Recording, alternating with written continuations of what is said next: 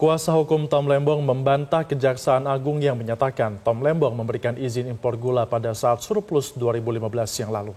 Kubu dari Thomas Lembong juga mempertanyakan pertimbangan Kejaksaan Agung yang menetapkan Tom Lembong menjadi tersangka meski hingga kini belum diketahui adanya aliran dana dari perbuatan korupsi.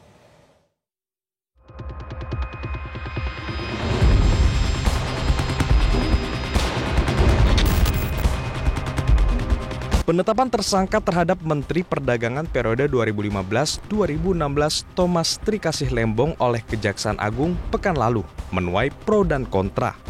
Sejumlah kejanggalan pun mencuat di balik konstruksi hukum yang dilakukan Kejaksaan Agung atas kasus dugaan penyalahgunaan wewenang importasi gula 2015. Kuasa hukum Tom Lembong, Ari Yusuf Amir, tak tahu perbuatan melawan hukum seperti apa yang dilakukan Tom Lembong terkait izin impor gula 9 tahun lalu itu. Pasalnya hingga kini, Kejaksaan Agung belum mengetahui ada tidaknya aliran dana korupsi mengalir ke Tom Lembong.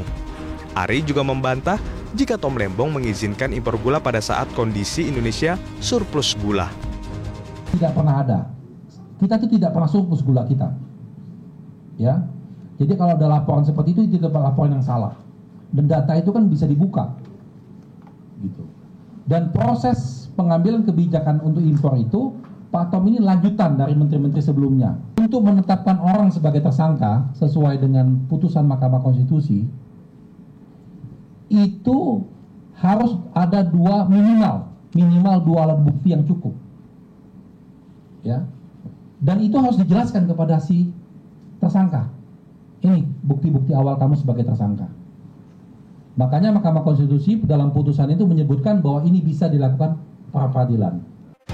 Mantan Wakapolri Komjen Pol Purnawirawan Ogroseno menekankan pentingnya unsur yang menguatkan tuduhan harus dapat dibuktikan secara rinci, termasuk pembuktian terkait dugaan bahwa tersangka telah merugikan negara dan memperkaya diri sendiri atau orang lain. Barang bukti yang ditunjukkan kepada masyarakat.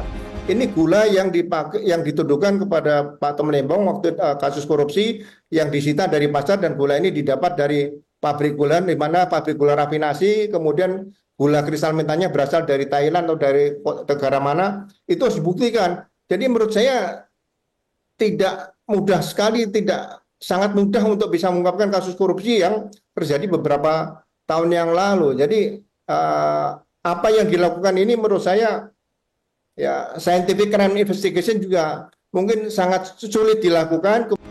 Sementara itu, Kejaksaan Agung berkukuh dapat menjerat mantan Menteri Perdagangan Tom Lembong atas dugaan menyalahgunakan kewenangannya mengizinkan impor gula tahun 2015 lalu. Meski belum diketahui adanya aliran dana dari perbuatan korupsi, Kejaksaan meminta semua pihak untuk mengedepankan asas praduga tak bersalah. Bagaimana proses berikutnya? Saya minta kita hormati bersama-sama asas praduga tidak bersalah. Ya, kita ikuti nanti sama-sama di sidang pengadilan bagaimana pelaksanaannya dan apakah putusannya. Ya. Adapun atas penetapan tersangka kasus dugaan korupsi impor gula, tersangka Tom Lembong melalui tim kuasa hukum mengajukan permohonan pra-peradilan di Pengadilan Negeri Jakarta Selatan. Pengajuan pra-peradilan dilakukan untuk membatalkan status tersangka dan membebaskan penahanan Tom Lembong. Dari Jakarta, Tim Liputan Metro TV.